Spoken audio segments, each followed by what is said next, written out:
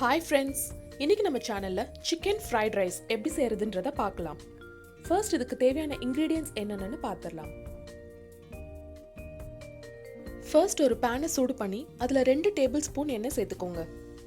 எண்ணெய் சூடானதும் நம்ம வெட்டி வச்சிருக்கிற ஒரு பச்சை மிளகாய், ஒரு முழு பூண்டு, இதை எல்லாத்தையும் ஒன்றா சேர்த்து அதோடைய பச்சை வாசனை போகிற வரைக்கும் 2 அல்லது 3 நிமிஷம் வரைக்கும் நல்லா வதக்கிக்கோங்க. தேவையான அளவு உப்பு சேர்த்துக்கோங்க. நான் சாதத்துக்கு ஏற்கனவே உப்பு போட்டு குக் பண்ணதுனால இதில் வெறும் சிக்கனுக்கு தேவையான அளவு மட்டும் சால்ட் போட்டிருக்கேன்.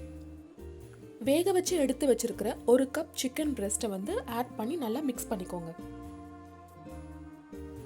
இதில் ginger garlic paste 2 tablespoon, light soya sauce 2 tablespoon இதெல்லாம் ஆட் பண்ணி நல்லா மிக்ஸ் பண்ணிக்கோங்க.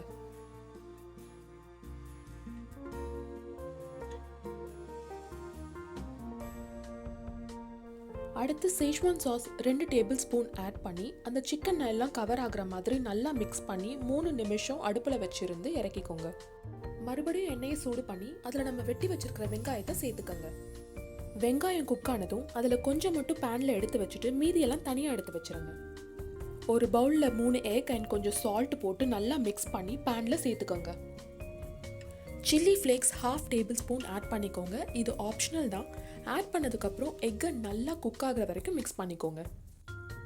முட்டை ரெடி ஆனதும் அதில் நம்ம எடுத்து வச்சிருக்கிற வெங்காயம், சிக்கன் ரெண்டுத்தையும் சேர்த்து நல்லா கலந்து விட்டுருங்க. முட்டையும் சிக்கனும் நல்லா மிக்ஸ் பண்ணி விட்டதுக்கப்புறம் நம்ம ஏற்கனவே எடுத்து வச்சிருக்கிற 1 கப் சாதத்தை அதோட ஆட் பண்ணி நல்லா கலந்து விட்டுக்கோங்க. ஒயிட் ரைஸ் தெரியாத அளவுக்கு அந்த சிக்கன் அண்ட் ஆனியன் கிரேவியை நல்லா மிக்ஸ் பண்ணி விடணும் ரைஸ் கூட.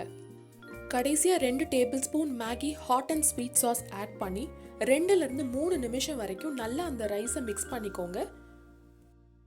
இதோ டேஸ்டியான சிக்கன் ஃப்ரைட் ரைஸ் ரெடி. கண்டிப்பாக நீங்களும் ட்ரை பண்ணி பாருங்கள். உங்களுக்கு இந்த வீடியோ பிடிச்சிருந்ததுன்னா லைக் பண்ணுங்கள் அண்ட் என்னுடைய சேனலை மறக்காமல் சப்ஸ்கிரைப் பண்ணுங்கள். தேங்க்யூ.